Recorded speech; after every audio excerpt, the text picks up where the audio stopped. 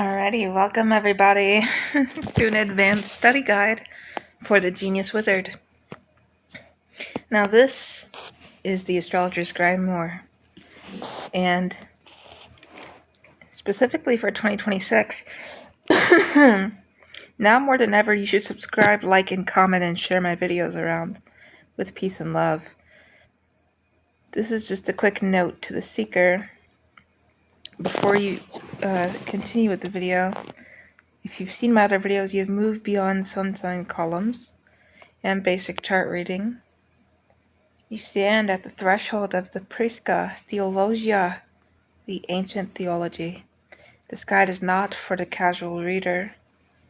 It is a grimoire for the serious student, a path to wielding the full intellectual and spiritual weight of the astrological tradition. To be a genius wizard is not to predict the future with a crystal ball, but to master the languages, the mathematics, the history, and the philosophical depth of a 4,000-year-old discipline. It is to become a living bridge between the past and the present. Now, this curriculum is divided into 4 grimoires, each corresponding to a major tradition. Within each, you'll find the core text, the computational skills, and the applicational mysteries required for mastery. We follow the path, do the work. The stars are waiting. Let us begin, students. The first grimoire being the Hellenistic foundation, essentially the roots of astrology. And our objective is to reconstruct the philosophical and technical bedrock of Western astrology, as practiced in Alexandria and the Roman Empire. So we look at our core texts for the library, the primary text being Ptolemy's Tetrabiblos. We read the Robbins translation, but we compare with the Robbins translation. Vitus Velen's anthologies, the Mark Riley translation is essential, and this is the practitioner's manual. Dorotheus of Sidon's Carmen Astrologicum, David Pingree's translation. And our secondary is Hellenistic Astrology by Chris Brennan, the modern magnum opus, Ancient Astrology by Tamison Barton. In our computational reconstructions, this is the wizard's math, okay? So the 7-planet model, where we ditch the outer planets for this work and we calculate charts using only the visible planets, which is the Sun through Saturn. Whole sign houses, where we master this system, not just as a technique, but as a worldview. The house is the sign, calculate a chart and practice reading it without quadrant houses. Where does the energy flow? All right? And the lots, parts, go beyond the part of fortune, calculate the part of spirit. Day formula, sun and moon, subtracting the ascendant. Night formula is the ascendant, adding the sun and subtracting the moon. We calculate the lot of eros, the lot of necessity, the lot of baseness. Use Valen's instructions and for an exercise for your own chart. Write a paragraph on what the condition, sign, ruler, aspects of the lot of spirit says about your core purpose, and I beg to differ, even your natal promise.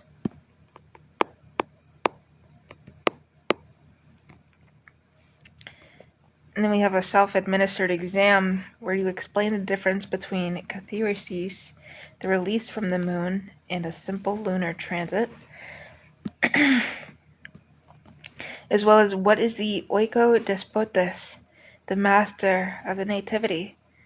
How do you calculate it using the Chaldean and Ptolemaic methods?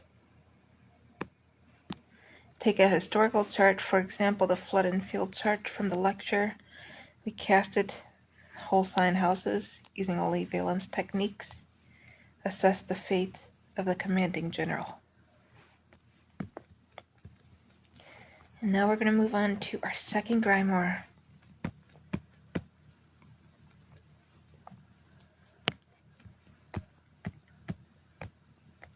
which is the Arabic and Persian synthesis,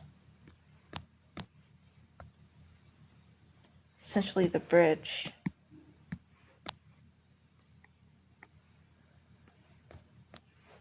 So our objective is to understand how the Hellenistic corpus was transformed by the brilliant scholars of the Islamic Golden Age, adding new layers of precision and philosophical depth.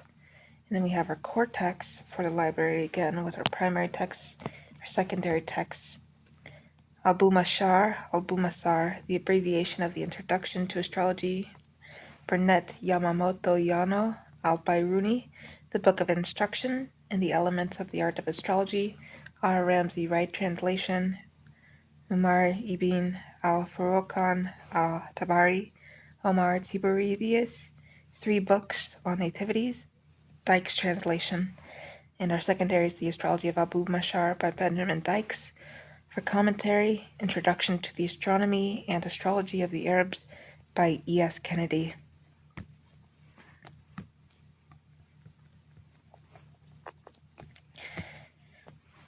In our computational reconstructions, the wizard's math for this is precession correction. So unlike the Hellenistic fixed zodiac, some Arabic scholars were acutely aware of precession, understand the difference between the sidereal and tropical zodiacs, practice converting a tropical chart to a sidereal one using the Fagan-Bradley or true sidereal Ayanamsas. The triplicity rulers master the Dorothean Abu Mashar system of triplicity rulers, the participating, the governing, and the partnering. Learn to weigh planetary strength, not just by sign, but by sect, triplicity, term, and face. As an exercise, create a table of essential dignities for a chart and rank the planets from strongest to weakest.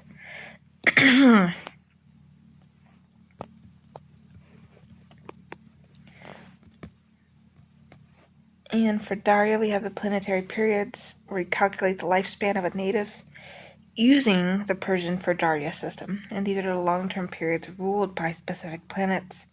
An exercise for a historical figure, for example, Charlemagne, map out which planet was ruling which decade of their life. Does it align with major events? And the exam being self-administered. Contrast Abu Mashar's view of the Great Conjunctions historical cycles with al-Biruni's more empirical mathematical approach. Who is more useful for understanding modern geopolitics? What is a prohibition or frustration in aspect doctrine? Give an example from a chart. And take a mundane event, for example, a recent election, and analyze the charts using only using only Arabic techniques for Daria lots, especially the lot of kingdom and triplicity rulers.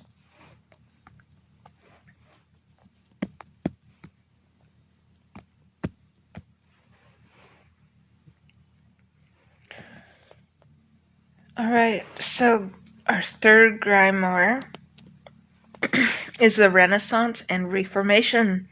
The flowering, right, with our objective, I'll just say is to master the complex techniques of the Renaissance, where astrology merged with magic, medicine, and the early scientific revolution.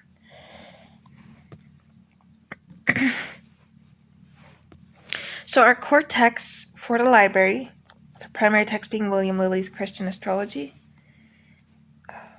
3 books, and Guido Bonatti wrote Liber Astronomie, the Dykes translation, and Johannes Kepler on the more certain fundamentals of astrology. Look for the translation by J.B. Breckenridge, with our secondary literature being the Astrological History of Mashallah by E.S. Kennedy, a History of Horoscopic Astrology by James Herschel Holden.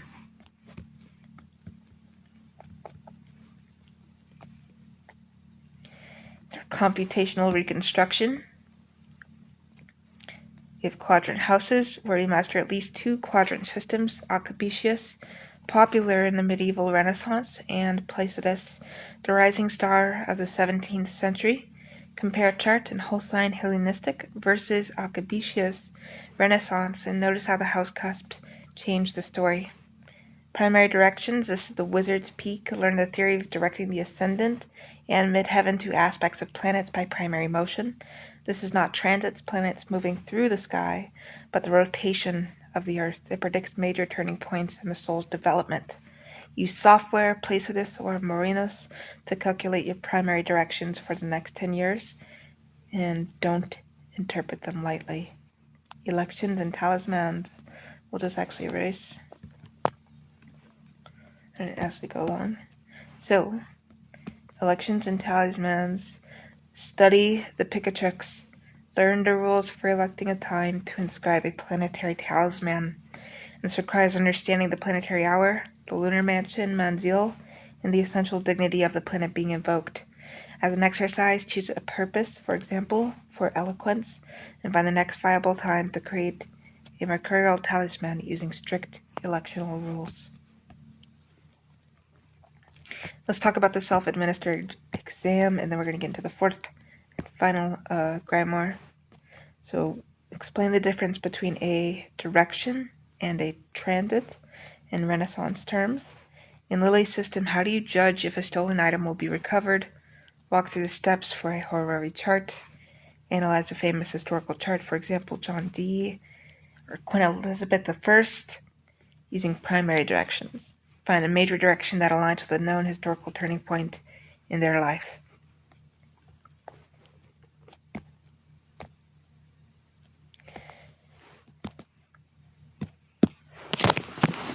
Alright. Some keys.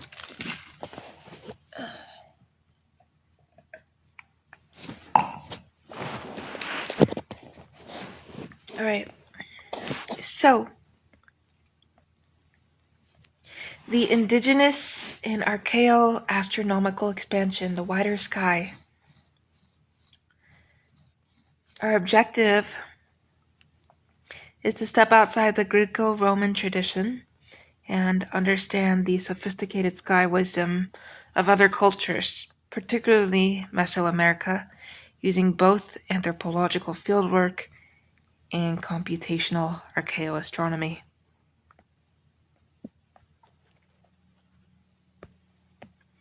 Our core text for the library, we have primary text being the Popol Vuh, the Maya creation epic translated by Dennis Tedlock, the Codex Borgia, a pre-Columbian ritual and calendrical manuscript, Bernardino de Sahagun's Florentine Codex, Book 7, The Sun, Moon, and Stars, Secondary Skywatchers by Anthony Avini, the foundational texts on archaeoastronomy, Time in the Highland Maya by Barbara Tedlock, a first-hand account of living divination practices, Astrology and Cosmology in the World's Religions by Nicholas Campion.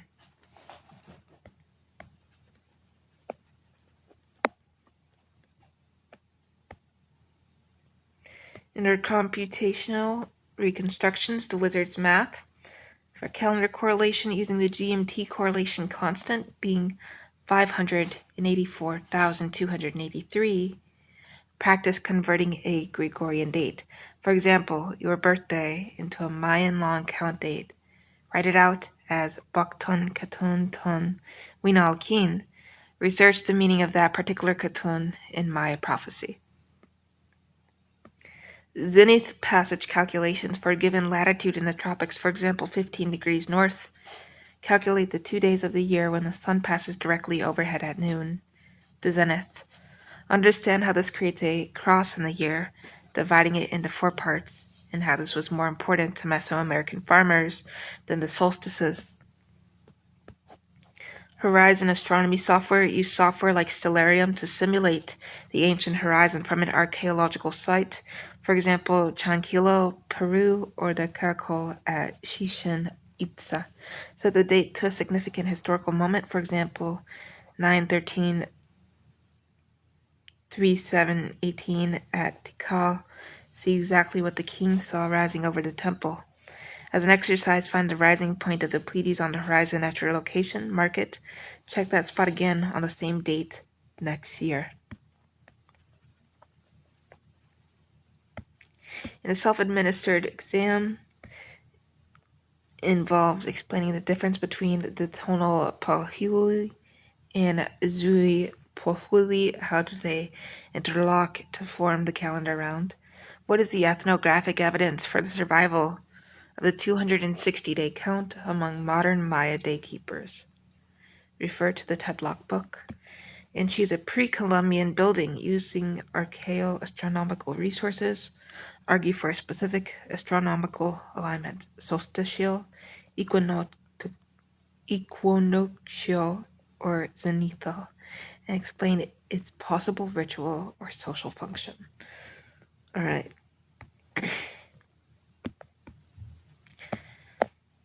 Now, this is the final project. You can do it if you want, just to have fun, but I'll probably make a video going over this. And I call it the grand the grand synthesis of my vocal cords that have been affected by testosterone so much allow me to speak. To earn the title of Genius Wizard, you must complete a final original work. So the task is selecting a single significant event from your own life or from recent history, the last 100 years, and analyze it using all 4 traditions. So for example, Hellenistic, use whole sign houses and valence techniques. What is the general fate?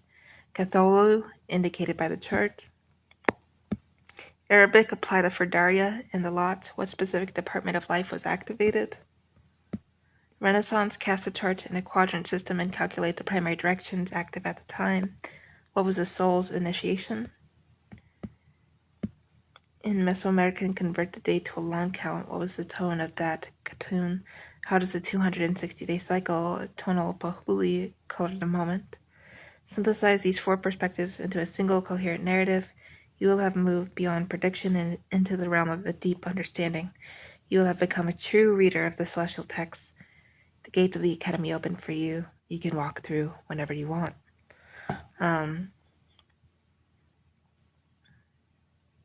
So, in fact, here's what we'll do for you guys, because I'm that good of a YouTuber, an astrologer, and literally a Piscean. This is so fascinating that I want to expand on it right now using DeepSeek. So what we'll say is,